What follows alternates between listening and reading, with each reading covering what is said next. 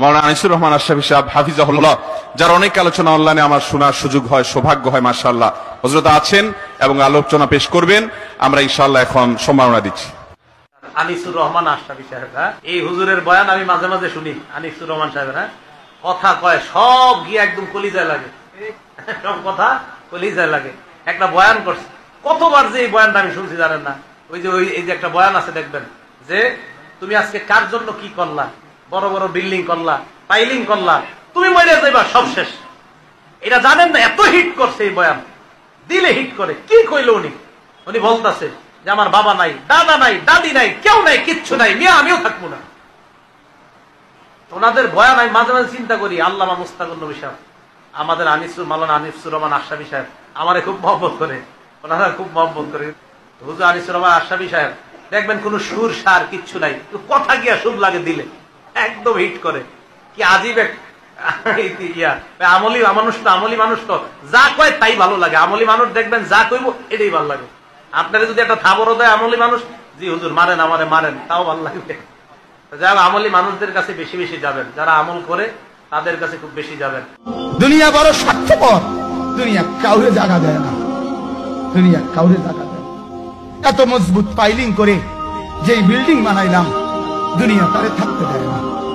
যা বেটা যা, যা তুই লাথি দিয়া বাইর করে যা, কবরে যা, কবরে যা। দুনিয়া কাউরে থাকতে দেয়। দুনিয়া কত ক্ষমতা ধরকে মাটির নিচে ফেলায় দিছে, দুনিয়া কত সম্পদ আলাকে মাটির নিচে ফেলে দিছে, দুনিয়া কত সুন্দরী নারীকে মাটির নিচে ফেলায় দিছে, মাটির সাথে রেজা রেজা করে ফেলছে। আজ আর চেহারা নাই, আজ আর রূপ নাই, আজ আর যৌবন নাই, আজ আর ক্ষমতা নাই। এমন বাদশা ছিল পৃথিবীতে যার হাতের আঙ্গুলের ইশারায় মানুষের গর্দান উড়াইয়া দিত, যার হাতের ইশারায় উঠত মানুষ, বসত মানুষ। আজ বাদশারা নাই, আজ সম্পদওয়ালারা নাই, আজ মালওয়ালারা নাই। দুনিয়া কাউরে থাকতে দেয় না, কাউরে না দোস্ত, কাউরে দেয় না। দুনিয়া দাদারে আমার থাকতে দেয় নাই। আমার দাদারে আমি দেখছি, আজ আমার দাদা নাই। আমার নানারে আমি দেখছি, আমার নানা নাই। আমার দাদিরে আমি দেখছি, আমার দাদি নাই। আমার নানিরে আমি দেখছি, আমার নানি নাই। আমার বাবারে আমি দেখছি, 14 লক্ষ টাকা বাবার পেনশনের আমি সব ডাক্তারের পিছনে খরচ করে ফেলছি, বাড়ির ফসলের জমি বিক্রি করে ফেলছি।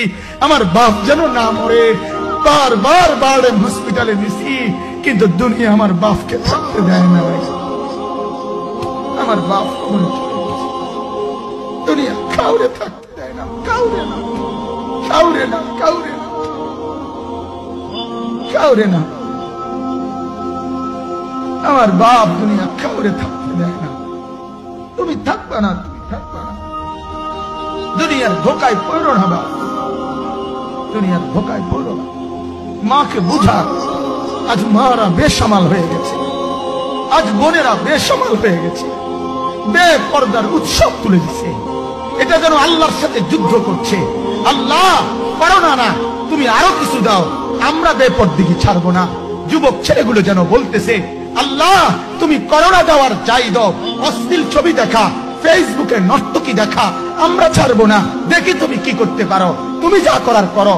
দোকানদার ব্যবসায়ীরা হারামের লেনদেন করা বন্ধ করছে না, সুদখোর সুদ ছাড়ছে না, ঘুষখোর ঘুষ ছাড়ছে না, নাফরমান আর জিনাকার ব্যভিচারী এরা কেউ কিছু ছাড়ছে না। বেহায়ার বেপর্দা নারী তার অশ্লীলতার বেহায়াপনা ছাড়ছে না। মুসলমান তার ঘরে টেলিভিশনের নর্তকীর আওয়াজ তো বন্ধ করছে না। হায় করোনা কিভাবে যাবে, আযাব কিভাবে যাবে বলেন, বলেন, বলেন আপনারা। আমার বাপ ফেরাউনের উপরে তো আযাব এতদিন ছিল না, নমরুদের উপরে আযাব এতদিন ছিল না, সাদ্দাদের উপরে আযাব এতদিন ছিল না, কারুনের উপরে আযাব এতদিন ছিল না, লূত আলাইহিস সালামের কওমের উপরে আযাব এতদিন ছিল না, হুদ আলাইহিস সালামের কওমের উপরে আযাব এতদিন ছিল না, নূহ আলাইহিস সালামের কওমের উপরে এতদিন আযাব ছিল না। আজ আমরা মালিককে এই পরিমাণ নারাজ করছি, মালিক এত বেশি নারাজ। আজ 1 বছর হয়ে গেছে, 1 বছরের চাইতে বেশি হয়ে গেছে, কই করোনার মহামারীর আযাব তো যাচ্ছে না, গেছে গা। মানে আমাদের লক্ষ লক্ষ বাচ্চার পড়ালেখা বন্ধ, এরা নষ্ট হওয়ার চূড়ান্ত পর্যায়ে পৌঁছে গেছে। মোবাইল এদেরকে শেষ করে দিছে, লক্ষ লক্ষ ছেলে। গতকালকে এক মা আমার আত্মীয় ফোন দিয়া বলতেছে, সকাল 10টায় বাচ্চাটা ঘর থেকে মোবাইল লইয়া বাইর হইছে, রাতের 10টায় মা তারে ফোন দিয়ে বলছে, বাপ ঘরে আসতি না, ভাত খাইতি না। বাচ্চা তারে বলতেছে, তোমার অসুবিধা কি, তোমার সমস্যা কি? মা এই কথা বইলা কাঁদা দিছে যে, শোনেন হুজুর, দোয়া করো। এক বাচ্চা, এক ছেলে, সে যদি তার মাকে কথা বলতে পারে, তার মানে গুনাহ তারে এত মজা দিয়া দিছে, ফেসবুক তারে এত মজা দিয়া দিছে, ইউটিউব তারে এত মজা দিয়া দিছে, নর্তকী তারে এত মজা দিয়া দিছে, গুনার দৃশ্য তারে এত মজা দিয়া দিছে, সে মাকে ধমক দিচ্ছে। রাত 10টা বাজলে কি হইছে, রাতের 3টা পর্যন্ত দেখলে তোমার সমস্যা কি? আমার আখিরাত আমি নষ্ট করলে তোমার অসুবিধা কি?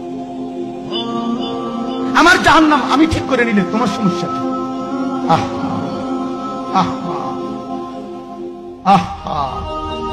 আল্লাহ আমাদেরকে মাফ করুন।